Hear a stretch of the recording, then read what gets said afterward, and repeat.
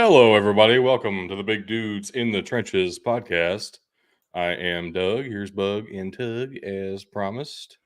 Everybody's back together. Happy New Year, folks. So how bad did Bug beat us in bowl season? Well, It's a good joke. we're going to find out. You started off very hot. So I think we legitimately talked about 9 bowl games before our holiday break, and you were 7-2 at that point. Yes. And then things happened since then.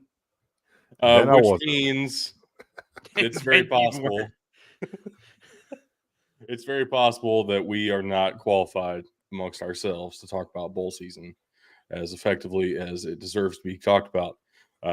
Is that foreshadowing? Probably. Yes.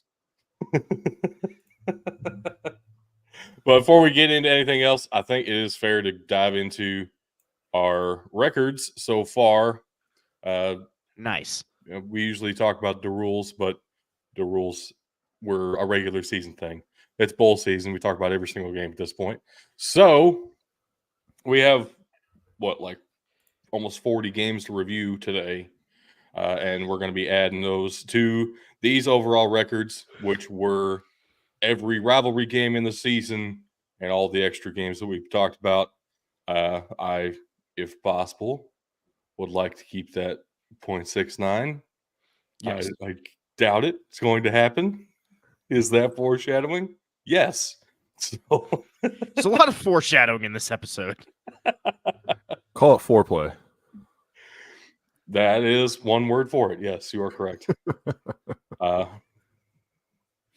But to help us talk about these bowl games, we are bringing on a very special guest.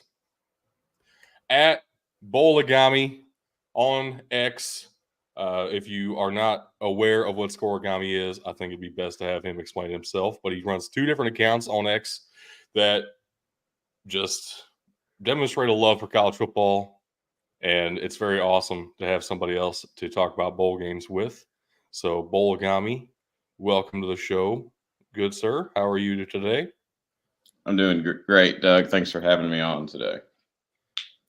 Yeah, man. Do you want to explain scoregami a little bit? I mean, I know what it is. I'm sure a lot of people listening, I've heard of it at this point, but it's an interesting concept. Yeah, absolutely. So a lot of people are familiar with it, but for those that aren't, it was started back quite a few years ago now by a guy named John Boyce. I don't know if the S is silent in his name, but he realized that football is just so unique in the way that it's scored, that it's not in 1s and 2s and 3s, but 7s and 6s and 3s and the occasional 2 and the occasional 8. And even in the NFL, there's even a way that you can get a 1 by returning a extra point or something for a touchdown or for a conversion. So we started looking into which scores had never happened before, and lots of the regular ones, 21-14 and 35-31, all those have happened a lot, but there was a lot of weird ones out there, and made a play on words with the concept of origami, of you got to fold this paper in this certain way to create this paper crane or whatever it is you're trying to make. And in the same way, like what are the different ways that you can get to 25 in a football game? And it's a certain set of events of missing an extra point and getting a field goal and then a safety, and then you're trying to play catch up, and then all of a sudden you find yourself at a weird score like 25. Yeah, it's fascinating, but also probably really difficult to keep up with. So how were you able to keep track all these scores across? You're doing bowl games and you're doing all Oklahoma football games? Yeah, that's right. So I gotta give a shout out to my spreadsheets. I'm kind of a spreadsheet fiend, and about the only good thing that the pandemic did for me, at least, was give me time at home to just waste a lot of time that I normally didn't have when I should have been on Zoom meetings and paying attention to people talking. I was entering data for going back to 1895 for OU games back in the summer of 2020, and I finally got it finished in November of that year for the last few games of OU season, and it was going along and got a few people to follow and some people that follow OU, and it ended up really blowing up at the 2021 Red River Shootout when Caleb Williams entered the game and just started doing Caleb Williams stuff for the whole world to see.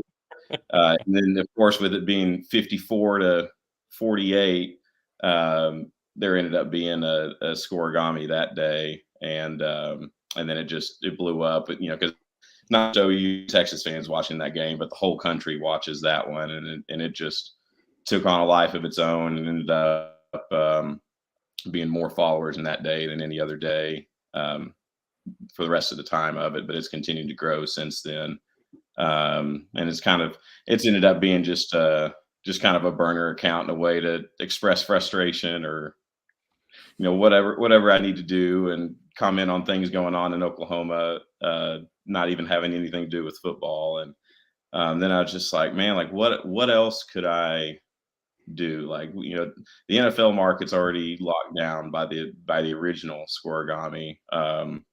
And there's, enough OU games where it's pretty rare still. And I was like, man, like there's been like a ton of bowl games, but like, I bet there's something there, and just started entering in data and got it ready shortly before last bowl season. And it was going right along, had about 180 followers at the start of this bowl season. And then God bless the Duke's Mayo Bowl. Gave us a scoregami of 30-10. And the Sickos Committee, my favorite Twitter account out there, they've been following me for a while, and they quote tweeted it. And then I'm just sitting there at dinner with a bunch of my cousins over Christmas, and it just started blowing up, and I just ended up having to turn notifications off my phone entirely. That's amazing. It's a bit difficult with trying to balance family and travel over the Christmas holidays. For the most part, for the OU scoregami, it's one game a week, and I'm always going to be sitting down and watching that one and having my focus on it. So as the game's winding down, I'm getting on there and I'm looking at my spreadsheet and seeing what our possibilities are and getting the tweet ready so I can fire it off as soon as the clock's hit zero. But it's a little bit more difficult with the bowl games. I get 11 months apiece, but then it's a month of turning on notifications on the ESPN app for every game and having the close game alerts on there. And sometimes, I'm the one that usually drives in our family, so sometimes it's stopping at a gas station to tweet real quick and fill up, and then getting back on the road, and sometimes convincing my wife to drive if we got a whole bunch of games coming down the hatch all at one time. Yeah, I found it. I didn't find it by Sigos Committee. I actually had a fraternity brother tweet about a particular game. I don't want to give away anything, any Bowligamis we had out of the second set of games that we're going to talk about today. But I had one of my fraternity brothers tweeted it, and it was actually the second Bowligami that he had been to this bowl season. And it sounds like this bowl season, from what we were talking about earlier, was pretty busy for you on the Bowligami front as well. Yeah, absolutely. We'll talk about some of the specifics on that as we start going here game by game. But there were a couple stretches there where I was just like, am I on the right page? Like, am I on the right spreadsheet? Like, I'm, I do a control F on the scores, always have the winner on the left and loser on the right. And so I can search, 32-27 or whatever it is, and can do control F, and as well as looking at the actual grid. And it was just one after the other. I'm like, I've got to be like, I did something wrong. Like, there's no way we're getting this many in a short time. But it's just sometimes the Bowligami gods just bless you like that. Well, speaking of blessings, we had two very early ones that we missed at the time because we were being dumb and not realizing the glories of Bowligami at the beginning of bowl season this year. So the Celebration Bowl and the LA Bowl kicked us off with the 700th and the 701st unique final score in FBS Bowl history. Insane that there have been that many unique final scores already, and we have like a lot more to go. Absolutely. Like that many unique scores, and we have 1,812 bowl games by my count, and that number may be disputed by some. There was a little bit of subjectivity that had to go into it in some of the old days of what would be counted as a bowl or not. For the most part, I relied on the NCAA record books to determine what was actually a bowl game, because there were some in some in the 60s and 70s that were the NCAA college division regional finals and things like the Pecan Bowl, Arkansas State in before they were a member of FBS, for example. So I didn't include some of those since there was a very clearly defined like college division versus university division as a precursor to Division 1, 2, and 3. But then there were some like the Bacardi Bowl that was played in Havana, Cuba back while the Rose Bowl was on hiatus between its first and second playings. And you had teams like Auburn going to play in that game repeatedly. And so even though the NCAA like does not count that as a qualified bowl, I was like, we're counting that one. Like a bowl game in Cuba has to be counted if there's any teams you've ever heard of playing in them. I don't care if they were playing the Havana Athletic Club on the other side. We gotta count it. I really want a Bacardi Bowl t-shirt now. Yeah. Need to find that. Yeah. Right after we find our Big 8 hats. Right. Yes. Oh, man. We have a lot of games to review in classic BDT fashion. We're going to speed through a lot of these, but some fascinating shit along the way. So strap in. We got a lot of games to go through here, starting with the roofclaim.com Boca Raton Bowl. Very much love that insurance companies get bowl title sponsorships. It's my favorite part of bowl season. Love it so much. The USF kicked ass in this game. And Kyle McCord on the sideline, very sad. Maybe it is just him. He didn't play, so. Oh, I know, but maybe it is just his presence. Look, there was a transfer that took place. Temple quarterback E.J. Warner going to Rice. It is no longer going to be Temple and USF that are going to be, teams to watch out for in the American. It's going to be USF Rice. Yeah. This is, and Byron Brown's a big reason for it. 6-6. If you'd have told me this team was going to finish 6-6 before the start of the season, I would have doubted you. After the Alabama game, I said maybe, but they played very well all season, deserving a 6-6, deserving of this win. And what do you know? Number 702. Oh yeah. Yep, absolutely there. So even though 45 is not a difficult score to get to, I mean, you got to score quite a few points, but that can be done quite a bit. But what you see in a lot of bowl games is the larger the spread between the two teams, that increase in Bowligami goes up, because especially historically, when you're talking, there were 6, 7, 8 bowls through most of bowl history, you're usually getting pretty competitive games. And so 45-0, a score that hasn't happened yet, because for most, for over 100 years of bowls, you just didn't see two mismatched teams, and certainly didn't see things like the opt-outs and the firings and all of that. You also didn't get to see Syracuse play in a bowl game for most 100 years. You didn't get to see USF playing a bowl game either. Right. Except for like the Jim Brown era. Maybe they had a couple. Golly, Syracuse has sucked for a long time. Oh, man. The Union Home Mortgage Gasparilla Bowl. Because mortgages too. Love them so much. Hey, we got all this. picked Georgia Tech. That's crazy. Georgia Tech had a great season, honestly. I did not expect this out of Georgia Tech. Like, to the level that they were able to perform. They were actually in competitive games, even the games they lost this year. Yep. Which, great look for Brent Key. Excited to have another offensive line coach actually be successful as a head coach. This is a process for Georgia Tech, and they're finally turning that corner. It's not easy to get away from the triple option, and they're finally getting to that point, turning that corner, and they might be on the rise here in the next couple of years. And most importantly, fuck UCF. But they get KJ Jefferson next year, which is Fuck him too. Just to think that Georgia Tech probably wouldn't have even been in a bowl game if Mario Cristobal knew how to manage the clock late in the game, and it would be a Right. big turnaround for him.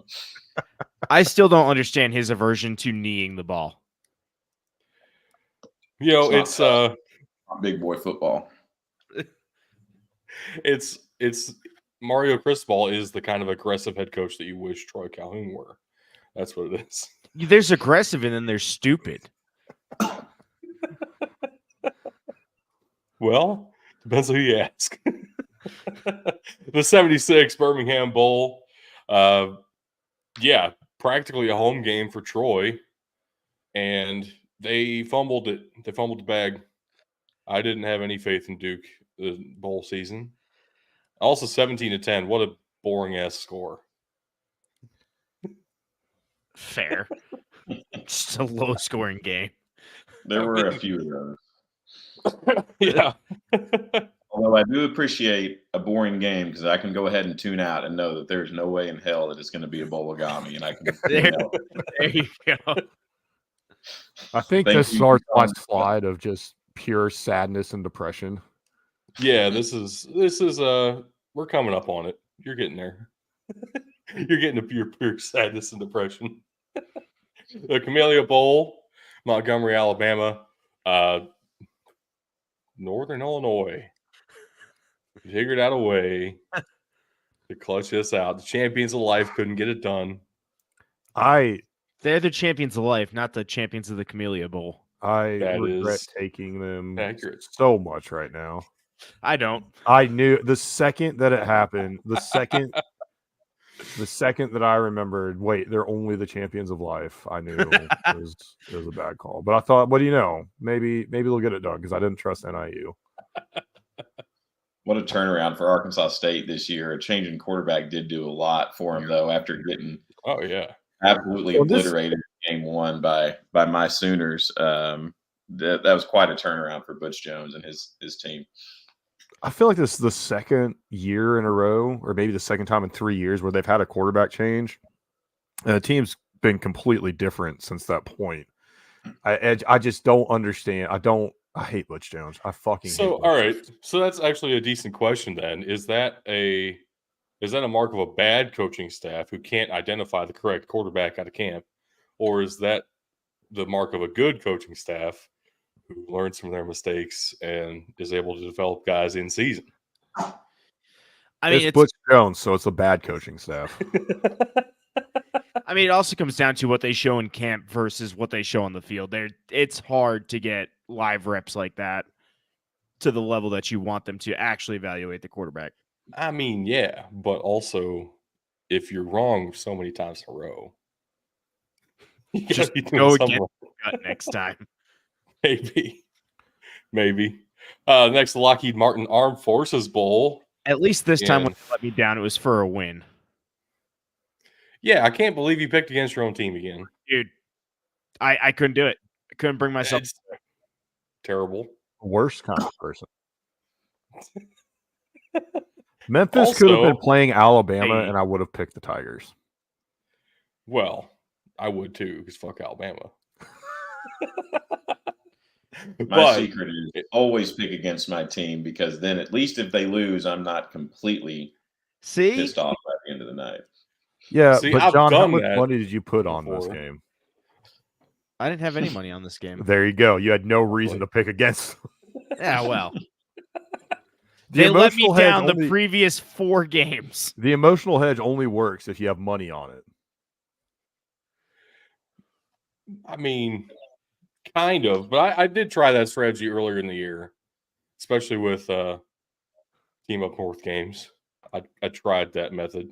Worked out pretty well at the beginning of the season. I didn't care. And then we'll get to it later. It started to matter. But big shout out to JMU. What a great first season. Second.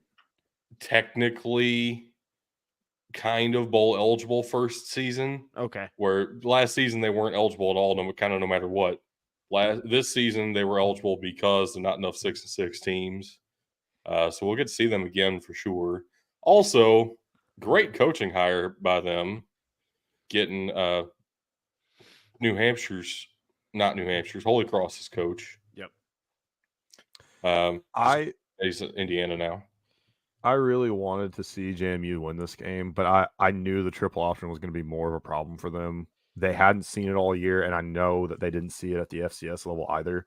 Well, and like their top 3 defensive guys were all out. So yeah, and that first time you see a triple option team, you've seen it. Army's had upsets, Air Force has had upsets, Navy's had massive upsets. The triple option does things, and when you have a team that runs it as well as one of the service academies, forget about it. Yep. How often do you see the service academies creating scoregamis? Because that feels like a very traditional, like, run team who's just going to allow touchdowns and score normal touchdowns and not do much else. But also, triple option could be weird. In the short time that I've been doing the Bowligami, I haven't seen it, and I wouldn't think most of the time that you would get it. Usually, the service academies play very traditional, standard punt when you're supposed to, go for 2 when you're supposed to, type of ball, and most of the times aren't scoring a lot of points. And as you get above into the 30s and 40s, those Bowligamis get a lot more common. So thank you. That's the exact answer I knew you were going to say. And did you hear that, Tug? It's normal ass football, and they punt when they're supposed to, not when you deem it necessary. No. See, you guys still misunderstand what I want. No, I don't. You want unrealistic I want things. him with a minute. You want Mike left in this Leach as your first half. quarterback, RIP. Oh God, just no.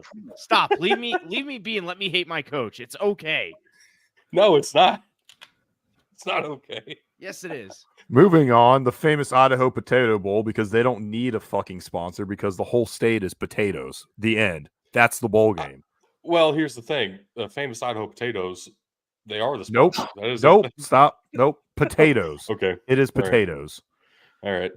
Which is The how I Potato feel for Union. picking Utah State. Hey, Georgia State looked good for once. Since they lost to Southern. Yeah. They were weren't like ranked 6-0 early? and Yeah, then really. lost the next 6. Yeah. They're 6-0, first time receiving votes in the AP poll, and then just fell off a cliff. Standard. I mean, that's not standard.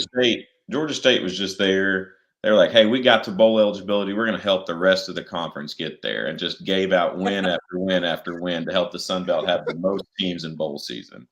You have to respect the dedication to the Fun Team Belt. player. That's I'm just thinking about this now. Like, you know, in the Duke's Mayo Bowl, they pour mayo on the coach. Could you imagine what would happen if they just started pouring potatoes?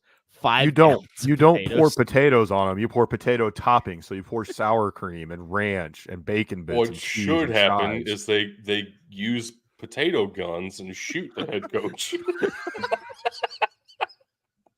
Now, I thought this game did pour French fries on the coach. Am I misremembering? Oh, that could be. Right. They do now. I think that started last year, maybe, like trying to compete with the Duke's Mayo Bowl, really. But what we need to have happen now is everybody's got to compete with the Pop-Tarts Bowl. So we're going to get an edible potato mascot now, I guess. Mr. Potato Head. And this one was- was also a Bowligami, number 703. Thank you, Georgia State, for going for 2 late in the game with just under 5 minutes left for no reason other than checking out my Bowligami grid and said, by God, we're going to give the people what they want. That's what I want in a coach. They couldn't go for 3. So it's I wonder, and I don't beautiful. expect you to know this off the top of your head, but if it would have been 43-22, would that have also been a Bowligami? I would have to think like both of those scores. Very odd. Very weird. I can check out my grid real quick here. 43-22 has actually happened before. So let's go to my Damn. list here and see when that happened. It happened last year in the Big Ten championship game, Michigan over Purdue. And in order to get a little bit more data and make conference championship games more exciting, I decided to include all of those since they are postseason games and not scheduled games at the beginning of the season. So it is very much like a bowl game. I was Oh, at yeah, the boy. first half of that game and then had to leave because it was disgusting.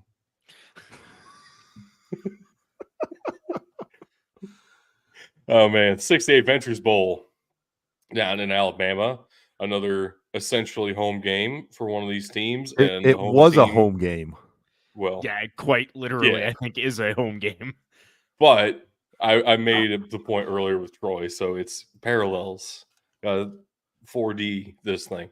So South Alabama won 59-10 over an Eastern Michigan team that I told you was stupid to pick, but you did it anyway, Bug. Because fuck South Alabama. They suck ass. Sure. Look at that. How bad they suck. 59-10. They suck so much. Fucking hate South Alabama. 59 is already what a wild amount of points to score. But then to hold Eastern Michigan to 10, like, did Eastern Michigan show up at all? Did they? This is almost worse to me than the 45-0. I was gonna say they showed up about as much as Florida State did. That's not a fair comparison necessarily. We'll talk about that game later, Doug. Yeah, I Calm know. down, man. I know we're getting there. I do want to point out that these teams really worked together and said that this is the 68 Ventures Bowl, but we're gonna go and we're gonna one up it and score 69 Nice. total points Nice. together to make this what it should be. Nice. This was the 69th venture, actually. Oh, this bowl game was great. The SRS Distribution Las Vegas Bowl, one of the greatest games of all time, 14-7. What a way for the Big Ten West to go out. Northwestern winning a boring ass football game. It's so beautiful.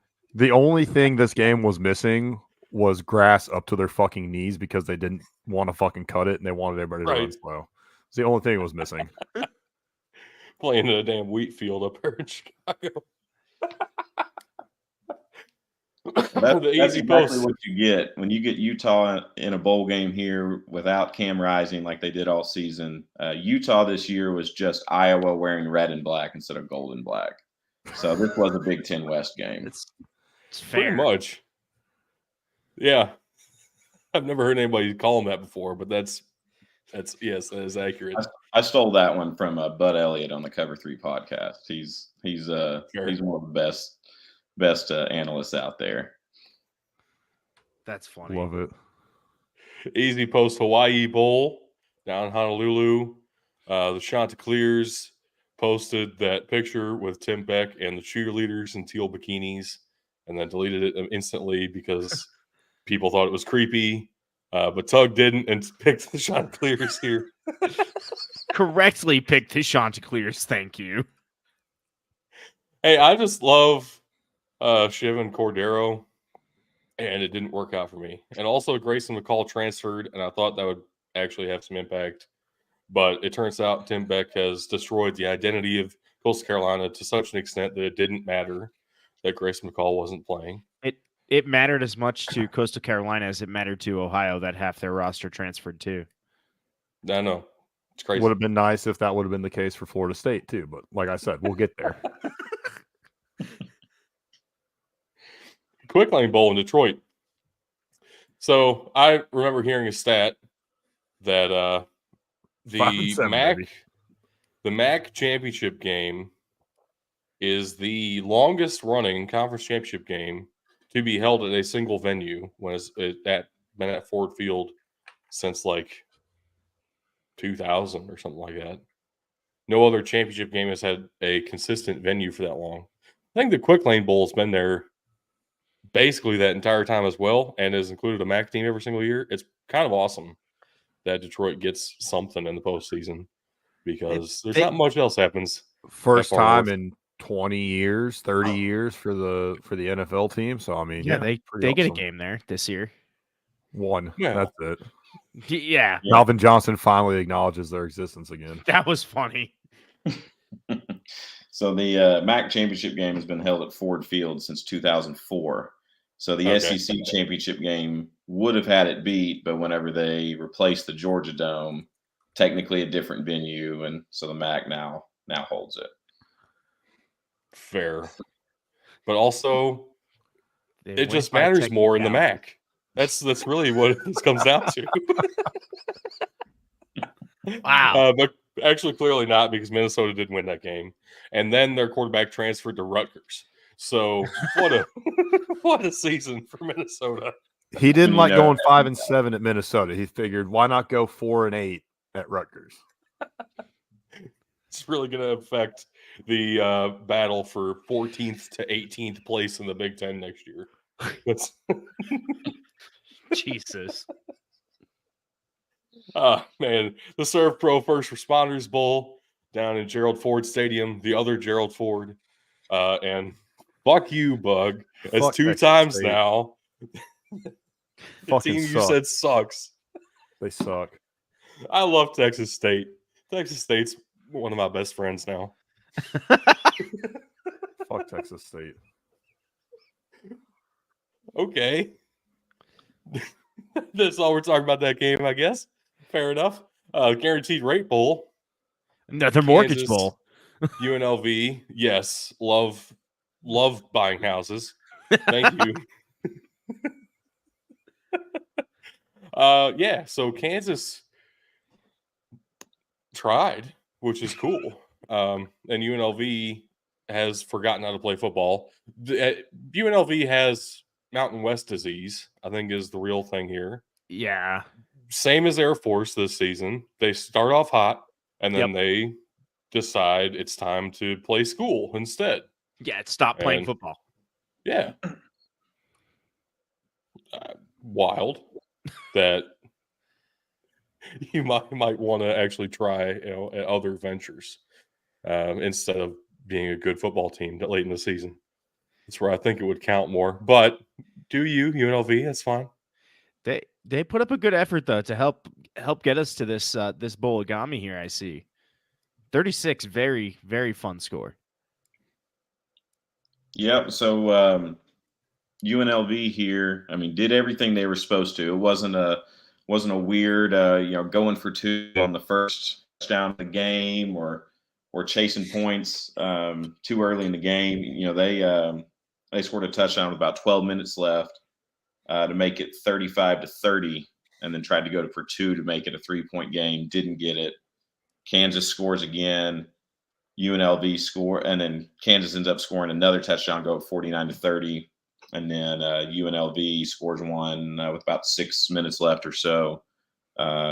Goes for 2 again to try and make it a 11-point game, hoping that another touchdown, another 2-point conversion, another field goal. They did have enough time to do it if they would have been able to. But this is kind of your classic Bowligami, high scoring. One team's trying to play catch up by going for 2, and whether they get it or not, it's usually going to throw off their normal scores. And so even though Kansas has a very normal football score at 49 with 7 touchdowns, all with the extra points, UNLV trying to chase points ended up getting us to a Bowligami here. Wild fourth quarter, by the way, that you ended up with like five different eventualities there. And UNLV had enough time to come back, even though they let up like 2 Kansas touchdowns in the fourth quarter. So had about insane. 5 touchdowns in 8.5 minutes of game time. And I got to say, too, as far as Kansas football is concerned, I know they have 2 legitimate quarterbacks, which I think is something that not a lot of people have touched on. But Bean is actually like a decent quarterback for Kansas. And the fact that they have 2 guys that when the athletic one's hurt, they can go to the passer, that's insane to me. And Kansas has never been that good to be able to switch it up and actually be successful when somebody goes down. So shout out to call Jason Bean, who runs a 4.40 as not the athletic one. It really says something as well. I know it does. It does. Military Bowl presented by GoBowling.com, the first legitimate bowl sponsor of bowl games. Virginia Tech went bowling. That is correct. And Tulane very much did not go bowling. Nope. They forgot there was a game. So this was not an upset. This was not an upset. Virginia Tech was like a touchdown favorite in this game. And we all picked Tulane anyway because it's Virginia Tech. But Virginia Tech won. So Tulane was so disappointing down the stretch. I knew this team wasn't the same as they were last year. Like I wasn't surprised that they lost to SMU. This one did kind of shock me. I'm curious to see what this team's going to be able to put up next year. Is Brent Pry a good coach for Virginia Tech, though? Better than Justin Fuente was. True. But here's the real question. Does he just have more distance from Frank Beamer? Therefore, he's already a better coach. Never be the guy that follows the guy. Exactly. That's what they always say in college football. Definitely. The Duke's Mayo Bowl up next. Tug's favorite bowl. Yes. It's just disgusting. All right, legitimately, the game was cool. Whatever, 30-10 is a score, Gami. We already discussed this a little bit. I want to ask the question: do you guys prefer Dukes or Hellman's? Dukes, but here's why. Yeah, shut up. Okay. You suck. Here's why. Dukes was the first mayo I ever saw in like the little package. Like not like the ones that you rip open that you get like at a fast food joint or whatever. Like it was the same type of squeezy package, and you flip the top open, you squeeze it in, or you use the whole thing. You just shoot it all out for whatever recipe you're using, and that by far way better than having to break out the measuring cup with the Hellmann's and so Dukes all the way. See, I'd go for when I'm making like a macaroni salad, I need Hellmann's. It's just I don't know. There's a sweetness that Dukes has that just doesn't work with my recipe for macaroni salad. So, do you have an opinion on this, Bowligami? I'm a Dukes Mayo guy all the way. All right, fair enough. I respect what you're saying about the macaroni salad, though. I'll give you that. Yeah, I just don't like mayo. I was also born in the North, so Hellmann's was more common for me. Yeah, that's what I had growing up too. So I get it. I think the Duke's Mayo Bowl is the perfect rebuttal to the people who say that there are too many bowls and that we need to cut it down or do away with them entirely. Well, you cannot deprive America of the Duke's Mayo Bowl. Spending multiple years recipes trying to figure out the right consistency to pour mayo on a multi-millionaire is America at its finest. I think you would be more correct if we got rid of the mortgage and insurance sponsors and had more fun food sponsors. Give me a French's mustard bowl. Or the Pop-Tart bowl. Well, we'll get there. We're coming. There's definitely some traumatized kids out there. Okay, that's all to say about that one. We have some deep Pop-Tart lore to get into. But the DirecTV Holiday Bowl, the only bowl game on Fox, not on ESPN. Hey, USC showed up Which- for a game. Kind of, but also, this was just a weird one-off thing from a backup quarterback, which college football loves to give us sometimes. Part of the reason I love college football. But USC's random backup quarterback that people who don't follow recruiting had never heard of before in their lives decided to play phenomenally and prove that Caleb Williams might very well be a system quarterback. Caleb Williams sucks. Sorry, what? Who said that? The person whose team's gonna draft him this year. Don't say that. Possibly. I don't want to burn my house down. Base will pay for a new one. I've done enough Lincoln Riley slander on my OU Scoregami page to last a lifetime, so I'll keep my comments to myself here. You don't have to. Feel free. You want to see somebody let loose? Just let Doug loose on how much he hates Michigan. Dear Lord. Or we could start talking about Madden. Well, yeah, that too. Madden sucks. Oh, man. Not the guy, the video game. Just being clear. This one was very close to Scoregami, even though it wasn't. Ironically enough, it happened in the Duke's Mayo Bowl, Wisconsin Wake Forest in 2020. Man. The Tax Act Texas Bowl, which you clowned us for picking Oklahoma State, Bug. And then Oklahoma State won.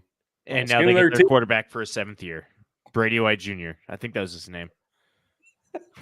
Oklahoma State sucked balls most of the fucking year. They went to the Big 12 championship game. I mean, it's not like they were great or anything, but to act like they were worse than Texas A&M that's a take. They won. Here's what I've learned. One important game. They won one important game all fucking year. The last time they play Oklahoma, they decide, you know what? We don't want to lose. Have this be the most lopsided rivalry ever. It's going to be a little bit closer because we're going to win. And what important game has A&M won?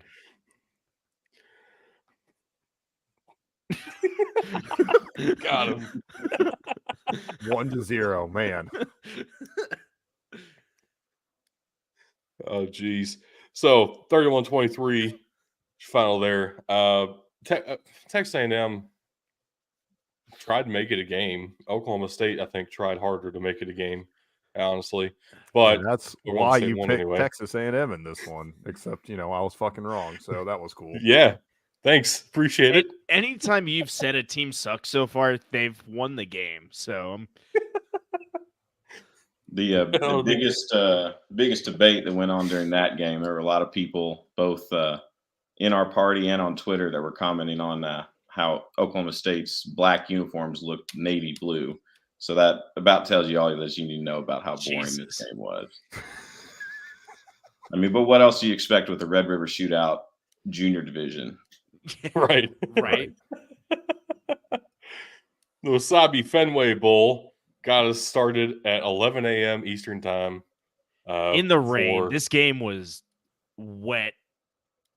Yeah, it was. There's no other way to put it. The groundskeepers at Fenway Park were not happy after this game. Let's put it that way. The 28th of December was a great day, chock full of bowl games. This was the first one of the day at a baseball field. The second one of the bowl season to be held at a baseball field, and the first of the day, because right after that, we had the Pinstripe Bowl, Yankee Stadium. Fucking you down, baby. Let's go. I haven't seen the slides yet. This is amazing. I hadn't made it this far.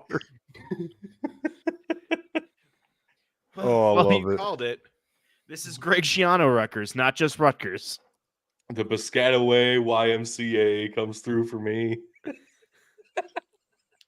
Nothing says Bronx, New York like Bad Boy Mowers as a sponsor. Exactly. Everybody has a lawnmower in New York, right? Or that's what they call their scissors, right? That's what I think of when I think of New York City. It's fucking lawnmowers. Oh man, let's go Rutgers. I just want to Incredible. say that this game was not on the CW, and that's why I got this one correct. That is true. Have you been tracking that all season? Bowligami, NC State on the CW is unfucking beatable. It's incredible. If I could have watched it, I would have watched several of them. I promise. I don't even know how to.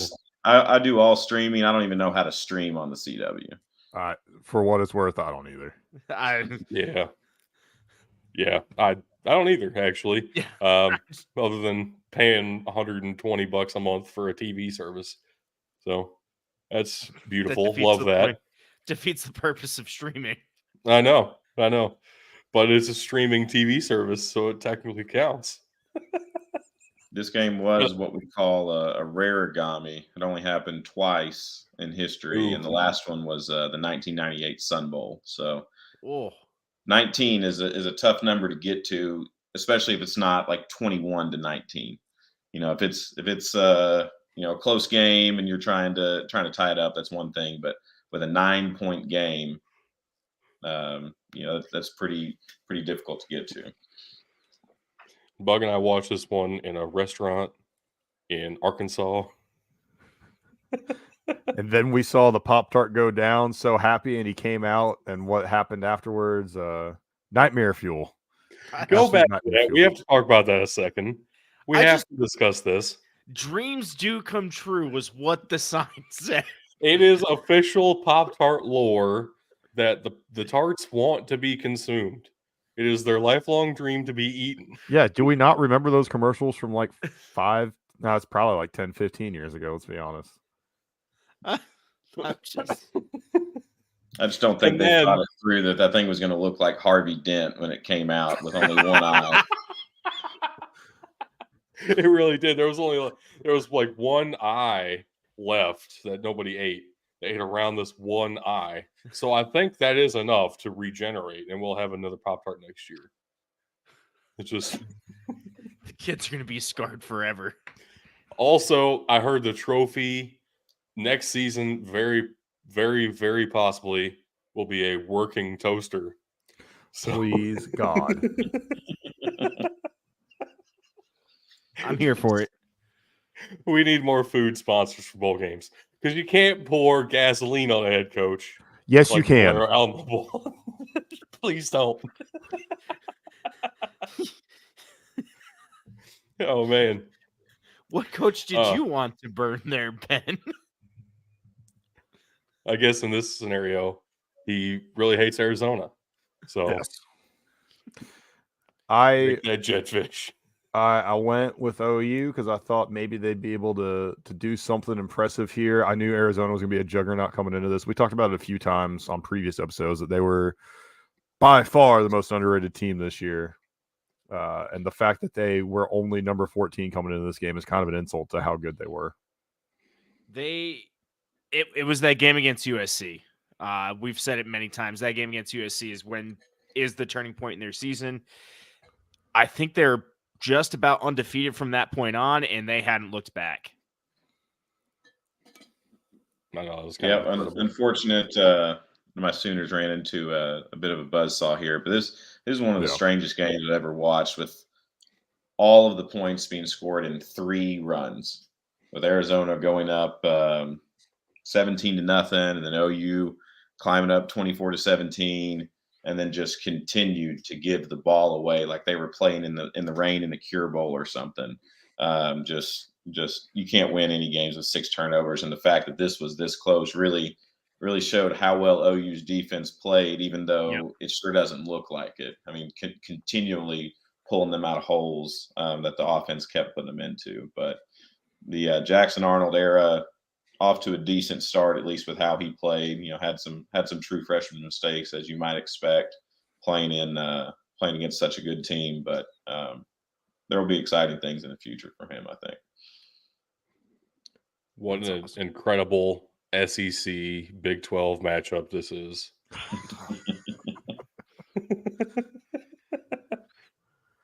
Man, college football is weird. All right, Tax Slayer Gator Bowl.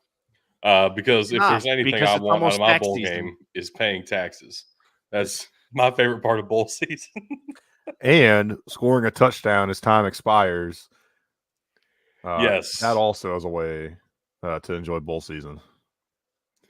Yeah, I was convinced we all lost this game as obvious reasons when Kentucky got that return and then a 1-yard touchdown. That was the most fight I've seen out of Clemson all season long, was that last drive. Incredible.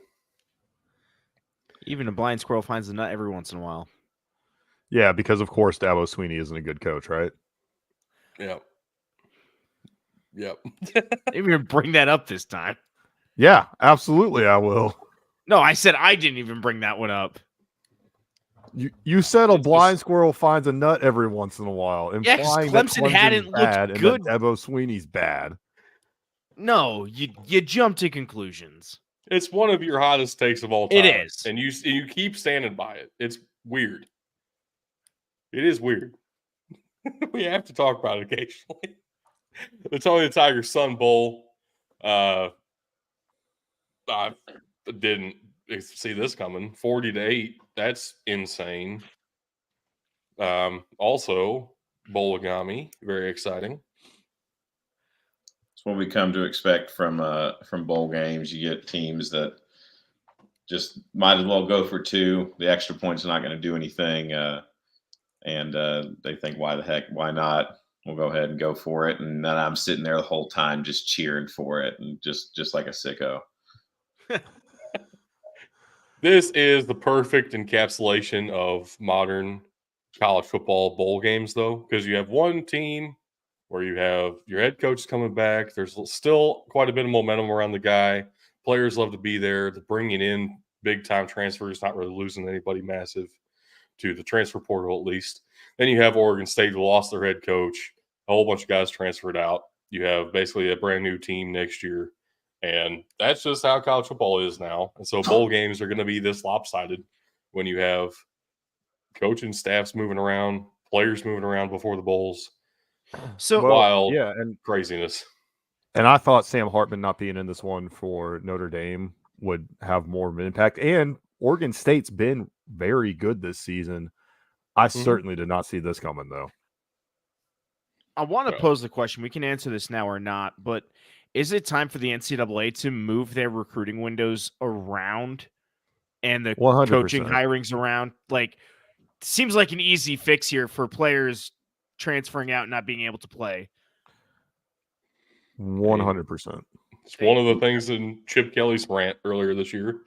Yeah. Something needs to be done on it for sure, because we got robbed of what could have been a really great matchup here, and the Sun Bowl really deserves better. When you're talking about the fourth longest running bowl game behind the Rose, Sugar, and Orange Bowl, like this would have been a great matchup if both teams were at full strength with their head coaches, with their quarterbacks, and it's too bad that we didn't get it. Well, and I'll say it for this next one too. The Ozone Liberty Bowl. Doug and I were at this game at I'm not calling it that name, at Liberty Bowl Memorial Stadium.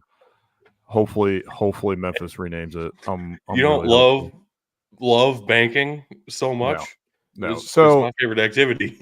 So we all pick Memphis. Memphis wins 36-26. That's a Bowligami. But the bigger thing here, kind of what we were talking about with this previous game and just in general, Iowa State had what? They had to have 30 dudes in sweats on the sidelines. Yeah, easily. Right. Now, insane. And Memphis benefited from that. They also benefited from the fact that their defensive coordinator left, and interim defensive coordinator, now full-time defensive coordinator, had that defense looking insanely better in this bowl game against Iowa State. That's Memphis a point against what we were saying, though, because it's not, though, because Memphis benefited doubly. They were a 10-point dog and win this one by 10. They completely flipped the spread here. So it goes to show you just how much. That is funny, though. They benefited from their defensive coordinator leaving. Yeah.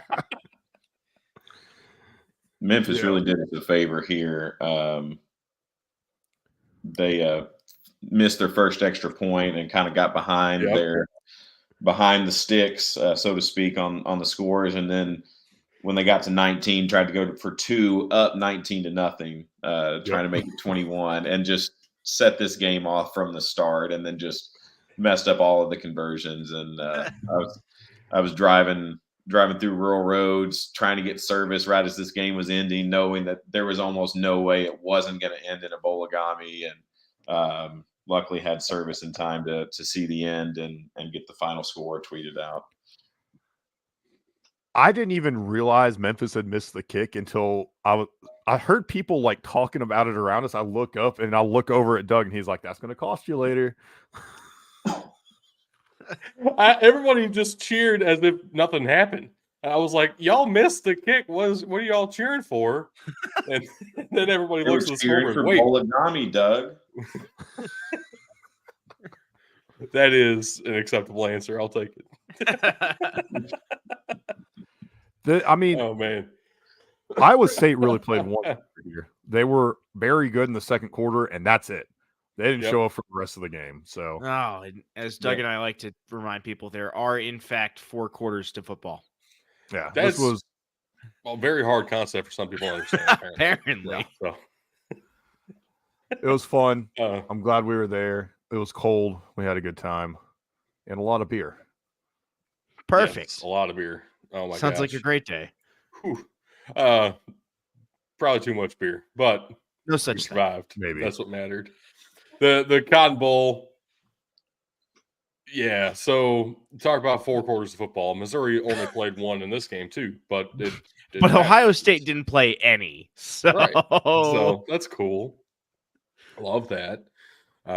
The worst offensive line Ohio State's ever had in the history of Ohio State football. Gotta say that out front because Missouri's defense is not this good. But no, they're not.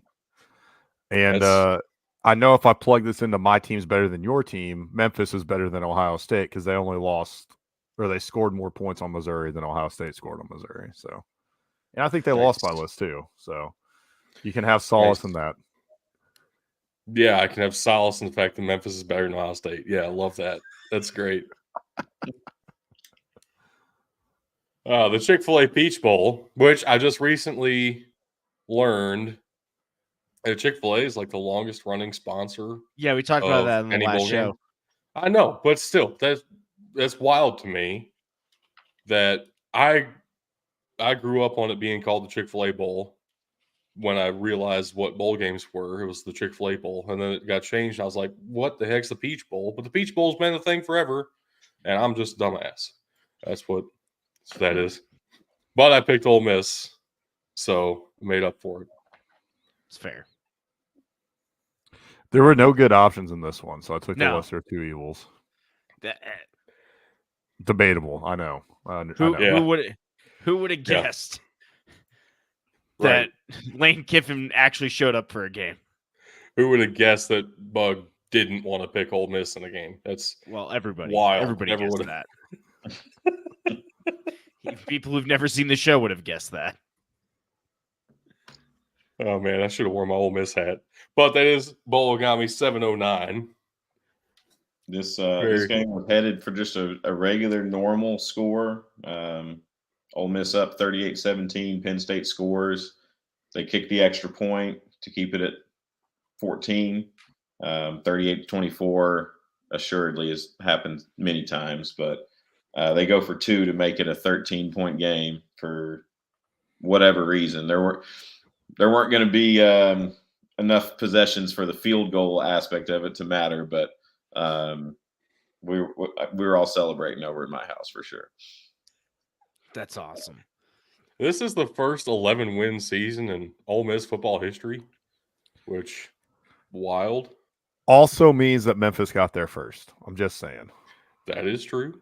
And that warms the heart. But that year y'all lost to Penn State. So Ole Miss kind of did what you couldn't anyway. Memphis also got to 12 wins, so they did even better than that. Oh, man. I can't win because Memphis did have a better season. Moving on here. the Trans-Perfect Music City Bowl. I was at this game. So, Nissan Stadium is not as terrible to navigate as people say it is. That's my takeaway from this. Unless you're going to the 300 level, I guess. you guys I kept was not talking 300 to me level. about October and November Maryland. This was December Maryland. That is true. And Auburn That is fucking a very sucks. good point. And Auburn was not playing Alabama or Georgia, therefore they could not play football. My favorite part of this game, definitively, was the guy sitting directly behind me, obviously from Maryland, decked out in Maryland gear, had like a kind of a Baltimore accent. And every single play, Maryland did something good. He'd be like, SEC my ass. It was great. 31-13. Wow. Maryland actually kind of dominated this one. Is Cool. that better or worse than the guy you went to that kept calling somebody else offside the entire game? Oh, the Austin P game. Guess where number 8 is? That game was stupid. This game happened. That's about as much as I'm going to say about this game. That is more than it deserves. So Georgia won 63-3. This offensive clinic happened. You know, everybody didn't believe Florida State when they said they weren't going to show up, and what do you know? Yeah, they didn't show up. Exactly. I think it was the day before, the day of, I saw a news article pop up that said, like, hey, ESPN and the Orange Bowl are not happy with Florida State sitting 22 players. I'm sitting there like, you did this to yourself. Yeah. Right. Yeah. Absolutely. Well, and then everybody wants to talk about all the players that Georgia lost to the portal and all this shit too. I'm like, they lost 22. They lost all of their starters. Congratulations. Your backups are better than Florida State's backups that don't want to be there anyway. I know y'all picked Florida State for, sentimental reasons or for, taking a stance reasons, but you gave me the free win because we all knew Georgia was going to win this game. So I do appreciate that. I was hoping this but was going to also be a different reaction by Florida State, but it was a 60-point win. What in the world? That's never happened before, has it? A 60-point win? Largest in the bowl game in history. Yeah. Yeah. And the second largest they got last year in the national championship game. That's right. Right.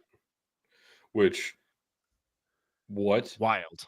And TCU played in that one. So right.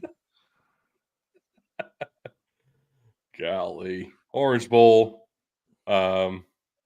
Should have thought harder about picking Florida State.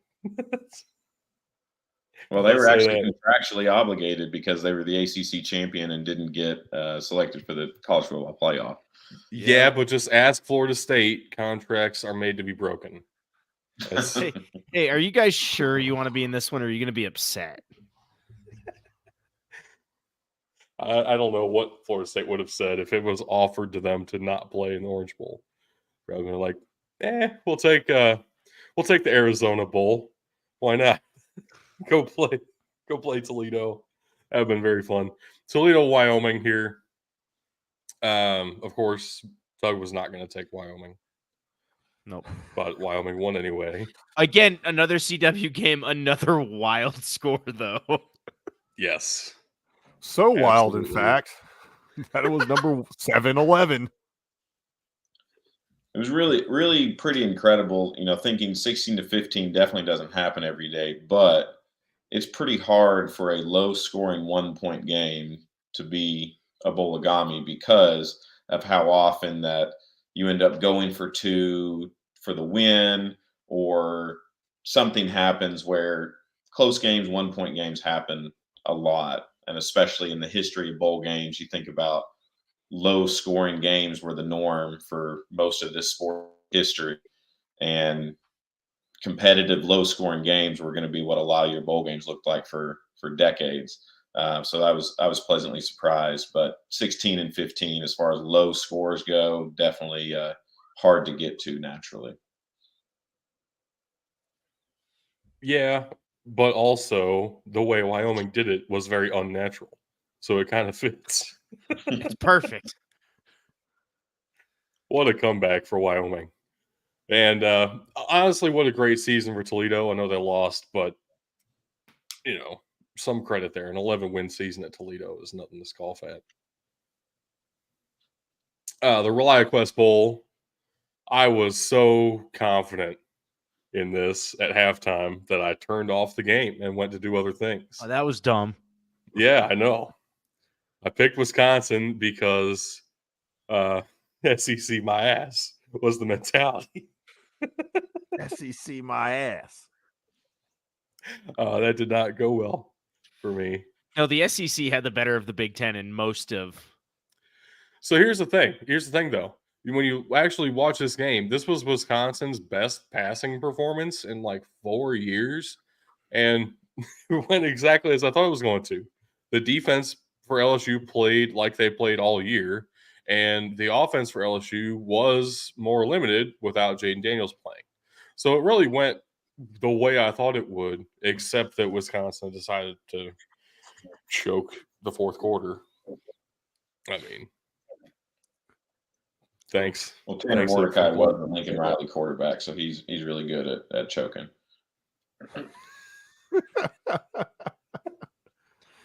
I love it. They got Tyler Van Dyke now up in Wisconsin. He's going to choke shit too. Can't wait.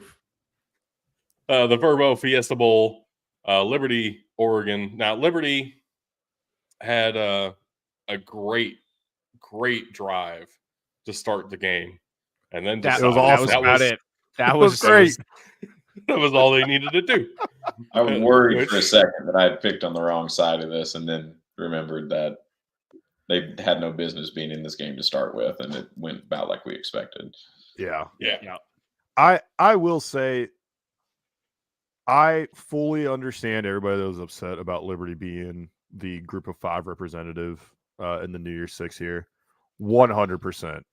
Before this game even took place, they had the worst strength of schedule in the FBS. I Followed get it. Closely by Georgia, I believe. But at the end of the day, they still beat everybody that was on their schedule. Something to be said for that. And furthermore, I would have loved to have seen the argument that they deserve to be national champions had they won this game, because they would have been undefeated with one singular quality win. No. Not with the amount that you... Absolutely they would. Absolutely no, but they would. not the way you hate on UCF for it. I said I would love to hear the argument. I didn't say I was going to back them up. I would have backed up Florida State. I just wanted to see the argument happen. Personally, I would have much rather seen SMU in this game. I know it's a little harder to make that case after they no-showed at the Fenway Bowl, but you're going to have different situation as far as opt-outs going to Boston for a December bowl game versus playing in a New Year's Six. Yep. And I don't the way think that they you get competed those with opt-outs. TCU and OU, I think they would have at least. I mean, they definitely would have shown up more than this. Yeah, I don't think you get those opt-outs if SMU or Tulsa or Tulane goes to that game. Sorry, not Tulsa. Yeah. I want the New Year's Six Group of 5 representative to be just permanently the MAC champion. And we get Tuesday night bowl action out of New Year's Six. Oh, God. Gonna need some big things from the MAC next year. That's what I'm hearing. It's actually just a rematch of the MAC. Actually, it won't, because it'll be New Year's Day is on Wednesday next year because of the leap year this year. Well, and the New Year's Six is basically no more with the 12-team playoff. I have no idea what's going to happen with the bowl games. Yes, but we'll find out. Iowa stayed true to its form. Yeah, very, very much so. Brian Ferentz is going out the way he came in with no points. You heard anything back from Iowa yet? I have not. So I applied to be the offense coordinator at Iowa. They have not responded. This is the Cheez-It Citrus Bowl, which I just want to point out. You ever eat a Cheez-It and some citrus together? Might be good. I've never tried it either, but I feel like I have to now. I know. Would you rather have citrus dumped on you or Cheez-Its? Because one of those things happened after this game, and the other did not. So I don't know if that's the right answer, but it is an answer. I would much rather have Cheez-Its dumped on me. I mean, what do you mean by citrus dumped on me? Do I have just like giant oranges falling on my head? Or is it like orange juice? Yeah. Is it Lemonade. lemon juice? What about O.J. Simpson? Oh shit! I would much rather try on some gloves and pretend they don't fit than have anything poured on me after a bowl win. So this bowl game was perfect, except for Tennessee winning, but it was perfect for Iowa because Iowa just had their punter surpass the NCAA record for punt yards in a season, which is insane. The previous record holder was a punter for Michigan State in 1936. And his family responded to this by saying, "We just want to point out our grandfather did this in like 8 games, and y'all have 13 games now, 14 games. It's not the same." all respect. All respect to Troy Taylor and his great season, but that Michigan State team was ass. And also, Iowa Hawkeyes became the 7th lowest scoring 10-plus win team in college football history. God. And they are only one of 3 teams in college football history to win 10-plus games while being shut out in 3 of them. Golly, man. Iowa is next level Big Ten West. Pour one out for the Brian Ferentz offense, because if Iowa comes out next year and puts up an average of 30 points a game, it was all him. It was all nepotism that kept this team down. But even this, look at the last 2 teams to do this: 1903 and 1890. Yeah, and one of them's an Ivy League school, so fuck them. Yeah, I don't even think they were using the other one's a smart school too. I mean, game. it's Northwestern. I also want to say, if Iowa scores 30-plus points a game next season, they're winning the fucking national championship. That's with this defense. Oh yeah. Oh man. And that punter. So even when they he's don't going score, to the NFL. Yeah, he's entering the draft. They were definitely not using the forward pass in 1890. That did not become popularized until Teddy Roosevelt helped form the predecessor to the NCAA that added a 4th down and regulated the time to 15 minutes and ended up instituting the forward pass as 100% legal instead of questionably legal. So Iowa is now in company with teams that were not really allowed to use the forward pass. Well, they basically don't, so it makes sense. Now we get to the playoffs. Talk about playoffs? You kidding me? Playoffs? Playoffs? Of course, these aren't actual playoffs. It's the college playoff invitational. So we're calling bullshit. These are not playoffs. If they were actual playoffs, Florida State would have been in them. But instead, and you know who wouldn't have been in it? Bama. Yeah. Michigan tried early to give this game away. And then they tried late to give it away. Yeah. Didn't work either time. I'm not happy with that. I thought there was no chance Michigan was winning this game after J.J. McCarthy threw that interception that just happened. The Alabama defender stepped out of bounds right before it. I thought this game had no chance for Michigan, and Alabama just completely inept on offense. Jalen Milroe proving again that he's a running back playing quarterback, and maybe Bill O'Brien was right when he told him he shouldn't be a quarterback. I fully was prepared to boycott the college football invitational, but my father-in-law really wanted to watch this game, so I saw way more of the Rose Bowl than I had intended. But it was a fantastic finish. I did not watch this game on principle, but also one of the greatest college football playoff games ever in its 10-year existence. Was this the only one to go to overtime? No, it was the second. The second? Okay. OU and Georgia went to double overtime in the Rose Bowl on New Year's Day 2018. There you go. It's always the Rose Bowl. The only thing I didn't like about this game is the QB draw on 4th and goal. The only thing I didn't like about this game was the teams playing in it.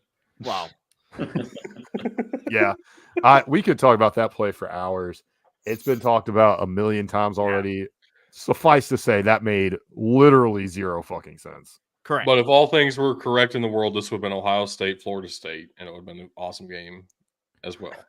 So, and then we get to the All-State Sugar Bowl. We were talking about overtime. Also, the Alabama Georgia national championship game that same year, after Georgia beat Oklahoma and Alabama beat Clemson, that game went into overtime as well. Yeah, I on principle didn't watch the all SEC national championship games because crazy, we saw it already happen in the SEC championship game. Yeah, but now you get an all Big Ten national championship game. Yes, Very excited. In ESPN's nightmare, both teams that they wanted to see in the national championship lost. So I'm 100% back in on watching the national championship game. Also, horns down. Let's go. Let's go. Very exciting. This one I legitimately saw 0% of. So if you guys have anything to add here, feel free. I quote unquote watched this game through ESPN Gamecast on one of my other screens while I was doing something else, and it seemed like a very interesting game that I kind of wish I would have watched, honestly. But it was my principle not to watch these invitational bullshit games. I had fallen asleep at this point because I had to get up to drive the next day. But from what I did see in it, Michael Penix is legit. Which we all knew anyway. For what it's worth, this game did end up starting about 30 minutes late because the Rose Bowl went into overtime. So it went even later than normal. Yeah, this game, since I guess I'm the only one that watched the whole thing. Both teams tried to give it away at different points, just fumbles and muff punts, and Washington tried to give it away with some poor clock management. A little bit of it kind of fluky with the injury stopping, basically giving Texas an extra timeout. But really, it came down to Texas was not getting any sort of pressure on the edge. I mean, Murphy and Sweat in the middle were winning their battles, but at the end of the day, Texas did not have a sack. They did not have a knockdown even of Michael Penix, and Michael Penix is too good to not put any pressure on him. I mean, there's one point he completed 11 straight passes, and the 12th one was just flat out dropped by a receiver, or it would have been even more. I've also seen a lot of people say that Quinn Ewers just looked straight up pedestrian in this game, which is interesting and also depressing to hear if that is a legitimate take there and not just some hot take bullshit people want to stir up since Arch Manning's on the roster now too. I really think at some point he may have had a concussion in that game. He looked totally dazed and confused after the game ended. I mean, he took off his helmet. There's a video of him, and he's like looking around like he does not even know what planet he's on. So I didn't see anything that I thought might have done it, but based on the way that he just kind of played lackadaisical and uninspiring, which really is not what we've seen from him for the most part, especially this year. I wonder if he had a concussion that went undiagnosed. My biggest takeaway from all that you're talking about is Texas didn't have a sack, which is crazy because even I have one. So. And this was number 712 on Bowl Game Scoregami, leading us straight into the national championship game. Texas loses, Bowligami. What more can you ask for? Literally the perfect game for you. That's great. Of course, counting up all of our records this season so far and the bowl games. I didn't want to go all out with this. This isn't Apollo Creed dying, but it is Apollo Creed losing. This is my worst bowl season in a long time, and I hate it. Hey, I'm above 500 on bowls. I like it. Yeah, Yeah, technically. You still have a shot to go perfectly 500, which is what I'm really rooting for. I know we picked the same exact teams to win both national championships, but I'm really hoping that you lose both of them so that you go perfectly 500. That's And then I did surprisingly well. I didn't expect to do this well. Which Here comes ready or not. Here comes the boys from the south. Here comes You can't play that when you ruin your win percentage there. it rounds to 0.69. Nice. So Now Doug's torn. He wants me to end perfectly 500, but he also wants to get back to that 0.69. exactly. It's a hard line to walk. Oh man. So we have 2 more games this college football season. Both of them will be represented by purely northern football teams, which is incredible. It just means more in the north, as we have discussed. And for the first time this season, we're going out of order because this is the bad one. The college football playoff national championship. The Washington and the team up north, it's kind of a classic matchup. Like this feels like a very This is a Rose Bowl 70s matchup. and 90s matchup here. Also, I think that is legitimately a 90s matchup that was very important back in that day as well. But we get it here in 2024 for the FBS National Championship. So, what are you guys looking for in this game? I don't really have any analysis other than screw the team up north. So, What I'm seeing in this game, what really concerns me, is Michigan being able to cover all of those weapons that Washington has. It seems like they every week it's a new weapon they're pulling out for Michael Penix Jr. out there, and that's going to be a massive issue. Whether it's Rome Odunze, I forget who the other wide receiver is. What's it, 2 or number 1 that had that long reception to start the game against Texas. Yeah, that's where I'm looking for in this matchup. I do think Washington can pull this one out. The NCAA is really, really good about handing punishments down to athletes as soon as they possibly fucking can. We've seen it as recently as literally the year fucking before they allowed NIL, where Jackson Wiseman, basketball player for Memphis, and Ohio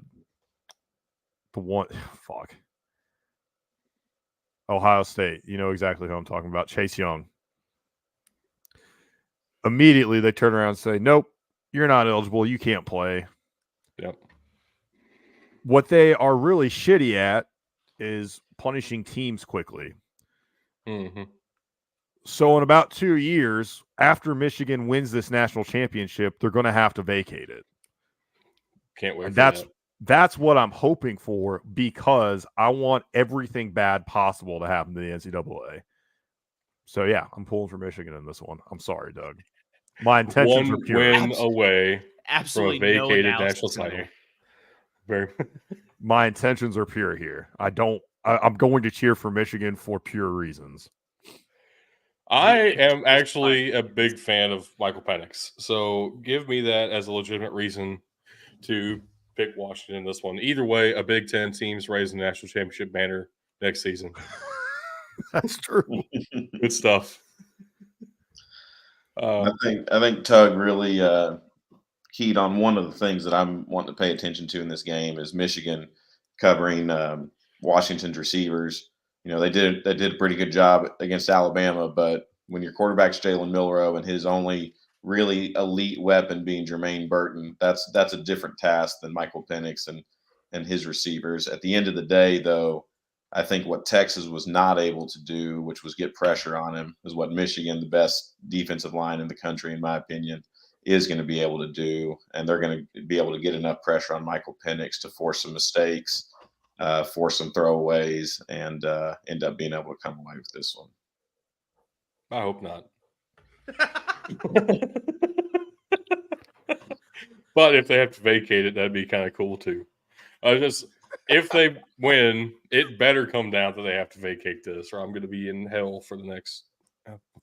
I think until if we win one if again. Washington can set their belts to Wumbo instead of Mini, Yes. then Yes, they may have a Wumbo, chance in not this one. Mumbo. Wombology. Second grade, SpongeBob. But the reason this one comes second, even though it was played the day before, because this is the actual Division I football championship recognized by the NCAA. The other one doesn't count at all. Doesn't matter. Who cares? This is the real one. In Frisco, Texas, we're looking at the Montana Grizzlies and the South Dakota State Jackrabbits. For hopefully obvious reasons, almost everyone in the world is picking the Jackrabbits. What are you thinking, Bug? Is this an anti-meme pick? It's okay if it is. No. There's legitimate and illegitimate reasons here. One of my coworkers going away. I'm going to be cheering for the Grizz as his going away present. Number one. Number two, their assistant head coach, tight ends coach, and tackles coach. It's one person, Memphis alum, Memphis grad. Love it. Love to see it there. I've got the connection there. Number three, I have a lot of faith in this Montana defense. I have a lot of faith that they're going to be able to do the one thing that South Dakota State absolutely needs to have going on their offense, and that's Isaiah Davis. And number four, I think Montana's smart enough to utilize the middle of the field.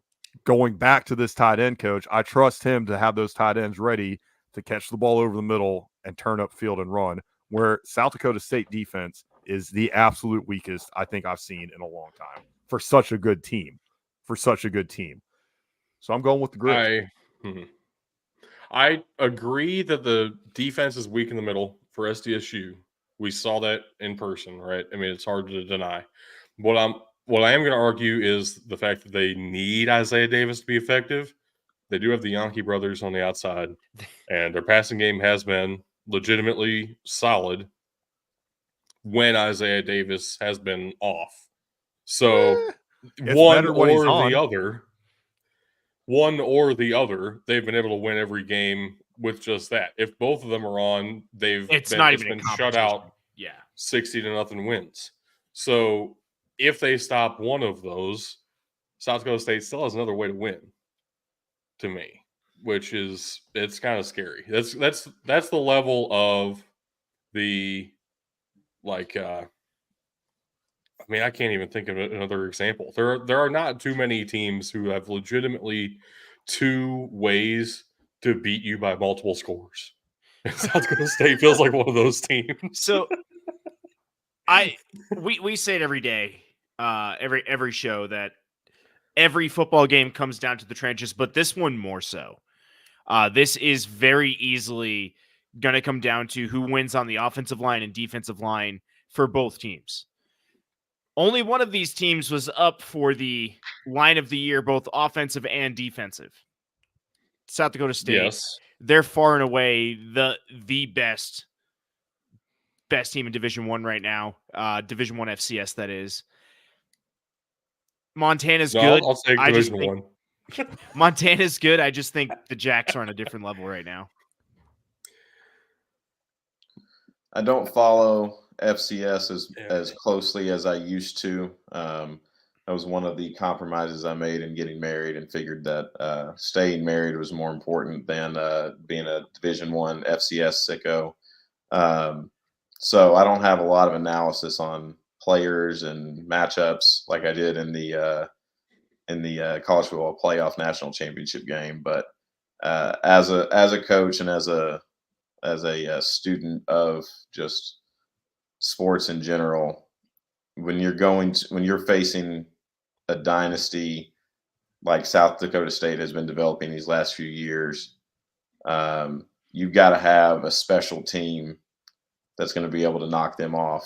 And for Montana, I think they're a great story and have a really phenomenal team, but they have not been here and done this quite yet.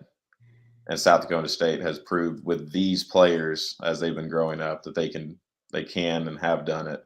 And I think that's going to play in South Dakota State's favor. But I think Montana, with what they are returning, can use this and maybe be able to make a run at it next year. I don't know what anybody thinks about like the Sagarin team ratings or whatever, but according to some ratings like that, South Dakota State is probably in the top 5 definitively of best FCS teams of all time this year, according to those metrics.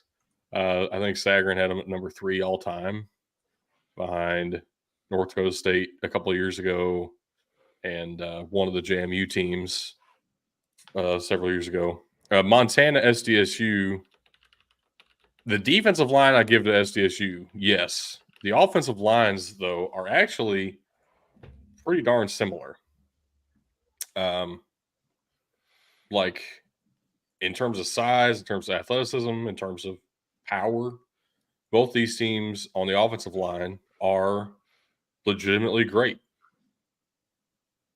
I don't know if the trenches are enough of a turning point in my mind to make a decision on this game. I mean, the picks are in. Yeah, I know.